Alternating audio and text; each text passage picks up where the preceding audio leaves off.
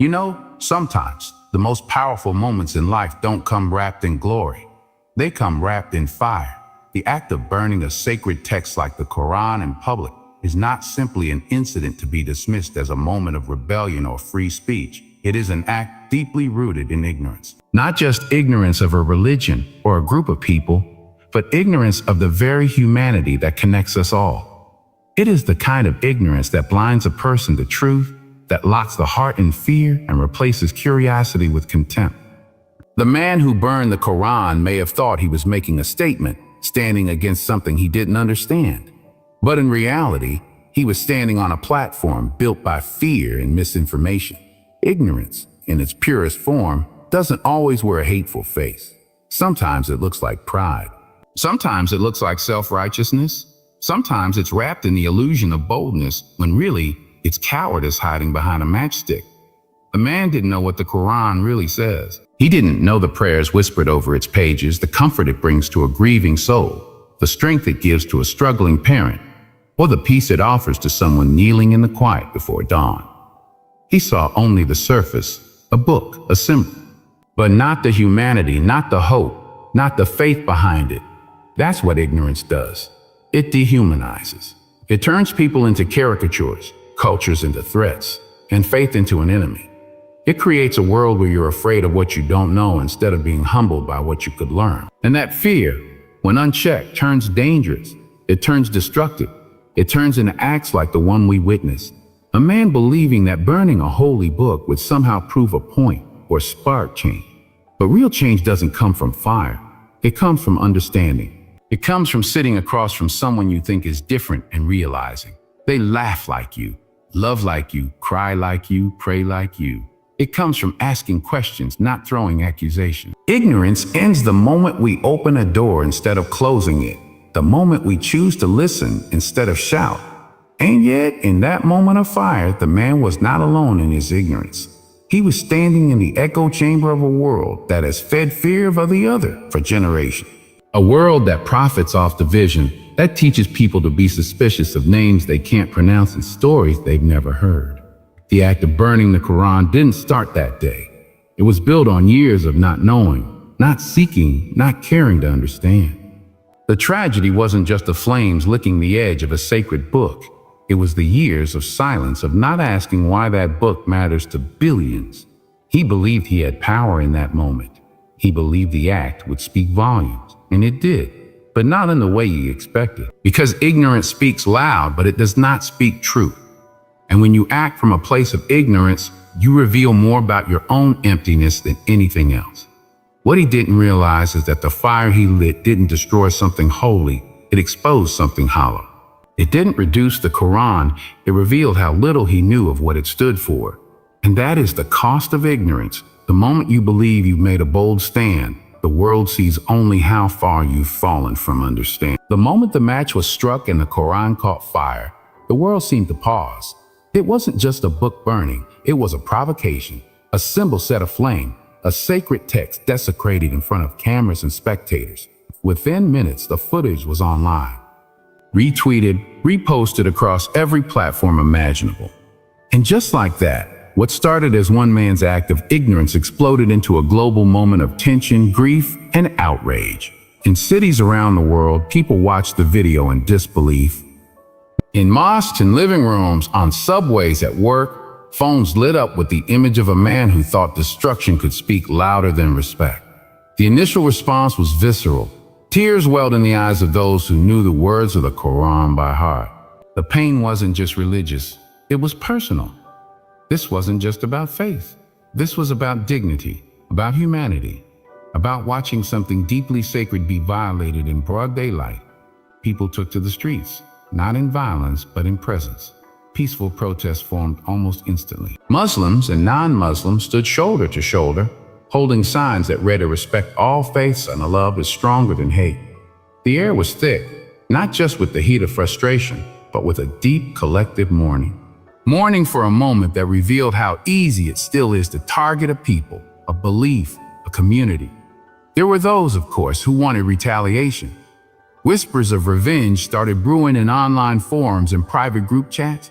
The temptation to return fire with fire was real. But something remarkable began to happen. Leaders within the Muslim community stepped forward, not with clenched fists, but with calm voices. They asked their people to respond not with rage, but with reflection, not with vengeance, but with virtue. Imams gave sermons about patience, about the Prophet Muhammad's example of responding to cruelty with compassion, about the power of responding to ignorance with knowledge.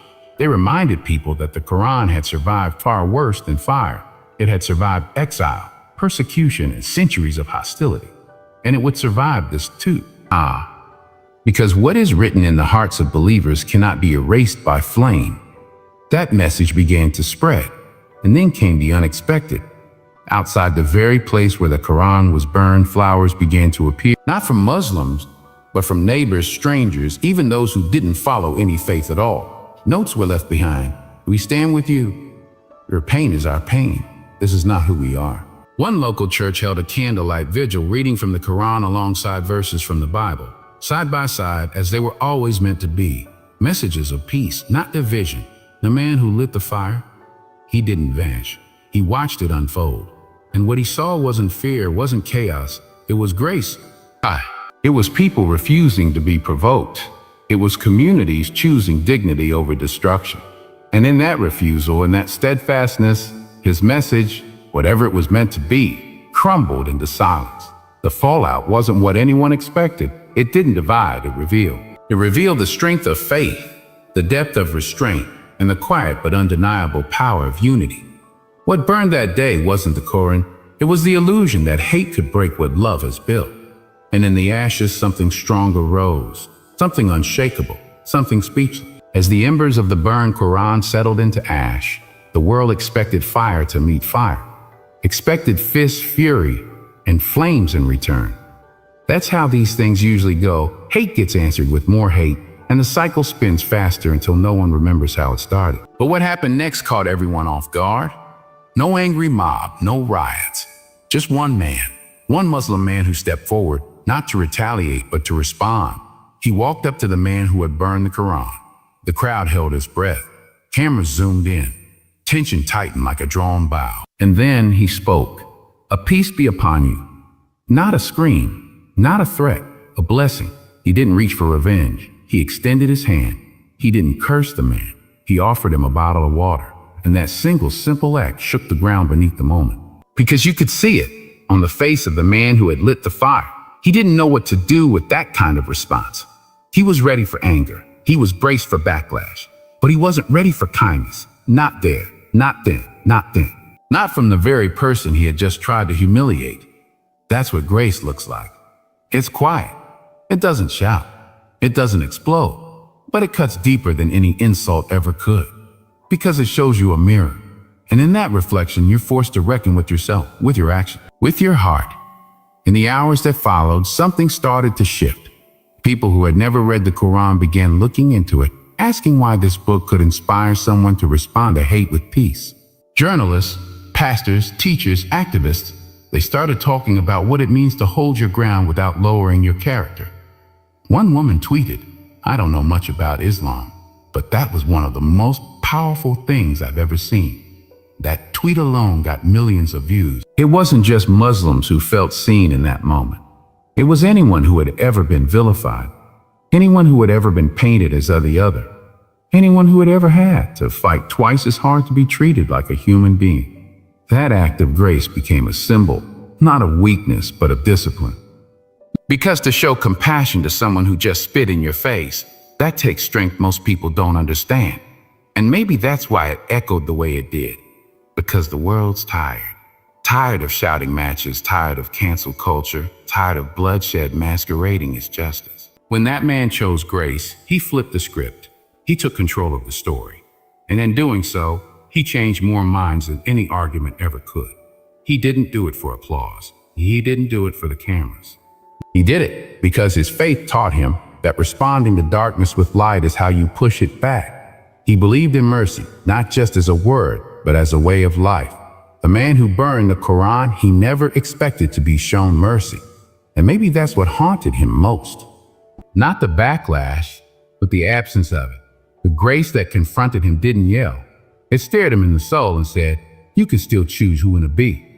And in that stillness, something profound happened. Not a viral moment, not a trending hashtag, but a seed. A seed planted in the middle of chaos, watered by grace, rooted in something unshakable. And maybe, just maybe, that seed will grow into understanding, into change. Because unexpected grace, it doesn't just shock you, it humbles you, it heals you, and sometimes it saves you. He didn't sleep that night. The man who burned the Quran, who stood proud in front of the flames, who shouted about freedom and fury, sat alone when the world went quiet. No cameras, no crowd, no slogans, just him in the silence. And that silence wasn't empty, it was loud. Louder than the cheering voices had been, louder than the fire crackling at his feet. It carried questions, regret, doubt, and the echo of a voice he hadn't expected to hear that day. The one that said, peace be upon you." He hadn't been prepared for that. He thought he'd be met with anger, maybe even violence. He thought it would fuel his point, justify the hate he'd been carrying around like armor. But the man who approached him didn't give him any of that. He gave him water. He gave him calm. He gave him something he couldn't fight, dignity. That moment haunted him. It shifted the wall he'd built inside himself. A wall made of fear, pride, and years of one-sided voices telling him who to hate. And now, for the first time, he couldn't stop thinking about the very people he had dehumanized. He went home and searched for the meaning of a peace be upon you. He found out it was a common greeting, a prayer even a wish for peace, not just for that moment, but for the person's life. It wasn't just words, it was a worldview. One rooted in grace, one rooted in restraint, one rooted in strength. Not the kind that flexes, but the kind that bends without breaking. The more he read, the more the cracks in his certainty grew. He watched videos of Muslims praying, read translations of the Quran, listened to lectures from imams who spoke with wisdom, not fire. And what shook him most was how different everything felt from what he had been told. He had expected hate, he found humility. He had expected violence. He found discipline. He had expected division. He found unity. And slowly something began to shift. Not all at once, not with a single epiphany, but little by little, the weight of his act began to feel heavier. Not because others condemned him, but because he began to understand what he had truly done. He hadn't burned a book. He had burned a bridge between himself and a world he never tried to understand. Between who he was and who he could be. He kept returning to that man's face, the one who gave him water. What kind of heart does it take to meet hate with peace? That question lingered. It unsettled him. It inspired him, and it humbled him. Eventually, he reached out to a local mosque. Not with fanfare, not for forgiveness, but for clarity. He asked questions. They listened, really listened. And the more he learned, the more he realized he wasn't just wrong, he was lost. And what he had mistaken for strength, for conviction, was nothing more than fear wrapped in arrogance. He didn't convert. This wasn't about religion. This was about humanity, about confronting the poison inside himself and choosing to heal. And healing didn't come easy. It came with long nights, with tears, with apologies to others and to himself. But in that transformation, something beautiful happened. He began to see people not as symbols, but as souls. He began to speak less and listen more. He began to live not with a clenched fist, but with open hands. And though the world may never forget what he did, he will never forget what was done for him. A single act of compassion that turned a moment of hate into the beginning of redemption. That's the power of transformation. It doesn't always look loud. Sometimes it looks like a man sitting alone in the dark, finally ready to see the light. There's something about sacredness that can't be explained with logic alone. It's not just tradition, not just ritual. It's a feeling, a presence. You don't even have to be religious to recognize it.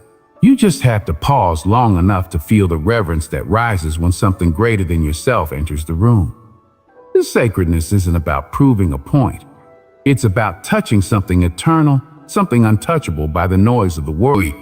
That's why when a sacred book like the Quran is burned, it's not just a political stunt. It's a rupture in the invisible thread that holds communities together. Because for billions of people, that book is not ink and paper. It's not a symbol of power or politics. It's a living guide, a companion in sorrow, a source of hope, discipline, and meaning. Every word in it is recited with love, memorized with tears, and held close in the hardest hours of life. You can't desecrate that kind of connection and expect nothing to echo back. The power of sacredness lies not in its physical form, but in its spiritual resonance.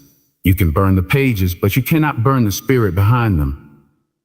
You cannot erase the comfort those verses bring to someone grieving the loss of a loved one. You cannot extinguish the light those words shine in prisons, in refugee camps, in homes where people kneel before dawn, praying not for riches, but for peace. And yet we live in a time where the sacred is constantly tested, mocked, pushed aside in the name of freedom, satire, and rebellion. But what's missed in that process is that when you strip something of its sacredness, you don't just offend a belief, you disconnect from a shared humanity. Because whether it's the Quran, the Bible, a prayer mat, or a song sung softly by a grandmother at sunset, sacredness gives us something in common. It reminds us that we're not just consumers, not just voters, not just users of time. We are seekers, every one of us. When the man lit the Quran on fire, he thought he was burning a belief. What he didn't realize is that he was also burning a bridge to something sacred within himself, because every person has a quiet space inside them, a space that craves meaning, craves stillness, craves something deeper than the noise and conflict. And when you mock someone else's sacredness, you close the door to discovering your own. But sacredness can't be contained or destroyed. It responds not with violence, but with presence. That's why in the wake of the burning, people didn't just lash out. They prayed. They gathered. They read the same verses that were set aflame. And in doing so, they reclaimed something no fire could take from them. They didn't need to shout about the Quran's worth. They lived it. In that living testimony, that calm resilience spoke volumes. You see, sacredness doesn't seek validation. It just is. It stands tall whether it's celebrated or condemned. And its power doesn't come from dominance. It comes from devotion, from the quiet discipline of someone who opens their holy book every morning without fail, from the child who learns to recite sacred words with trembling lips, from the mother who whispers a prayer while the world around her breaks. That's the kind of power that doesn't fade, the kind of power that doesn't need defending because it is not afraid. And in a world obsessed with loudness, sacredness invites us to be still, to remember, to revere, not because we must, but because somewhere deep inside we want to. Because we were made for wonder. And when we honor what is sacred, whether it's someone's faith, someone's story, or someone's silence, we don't just protect their dignity, we preserve our own. There's always a lesson, always. Every moment, no matter how painful, carries something we're meant to learn, if we're willing to listen, if we're humble enough to admit we don't have all the answers. What happened that day when the Quran was set on fire in the open was not just an act of ignorance. It was a test of character, a test of restraint, a test of who we become in the face of deep offense. And in the quiet aftermath, as the smoke cleared and emotion settled, the lesson began to unfold, not just for the man who lit the flame, but for all of us watching. The first lesson? Hate is loud, but it's not strong. Real strength doesn't need to scream. It doesn't destroy. It builds. The man who burned the Quran thought he was showing power. He thought by tearing down something sacred, he'd be proving a point. But power without purpose is just noise. And what echoed louder than his fire was the calm of those who refused to be dragged into chaos. Their dignity, their discipline, that's what left the world speechless. That's what lasted. There's a second lesson too. The sacred can't be scorched. You can burn paper, but you can't burn peace. You can tear pages, but you can't touch the truth that lives inside them. That's what so many miss. That book, it's memorized in hearts, lived in action, spoken in prayers 5 times a day. It lives in the rhythm of life, not just in the words on the page. And when people stood tall in the face of that hate, they weren't just defending a text. They were standing for something bigger. They were saying, we know who we are, and your fire can't change that. But maybe the deepest lesson was this: mercy is a choice, and sometimes it's the harder one. It's easy to be angry. It's easy to wish for revenge. But to step forward with compassion, that takes courage. That takes faith. The man who offered peace instead of retaliation didn't just change the narrative. He taught the world what real courage looks like. He showed that you can stand firm without becoming bitter, that you can protect what you love without becoming what you hate. That's the kind of lesson that doesn't just challenge the offender.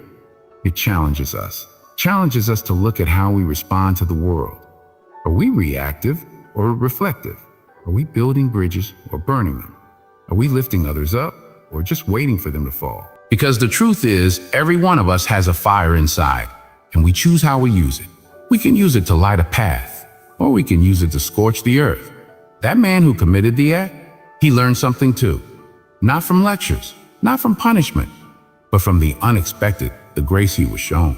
Because sometimes the most powerful way to teach someone is to surprise them, to respond in a way they never saw coming, to make them sit in the quiet afterward and wonder, why didn't they hit back? And in that wondering, change begins. So what's the takeaway? That dignity wins. That compassion cuts deeper than hate. That sacred things can't be destroyed by small minds or angry hands. And most of all, that when we meet fire with patience, when we meet ignorance with wisdom, when we meet hate with humanity, we shift something in the world. We plant seeds that grow into something better. Because at the end of it all, the real victory isn't in revenge. It's in rising above. It's in choosing love. That's the lesson. And it's one we need now more than ever.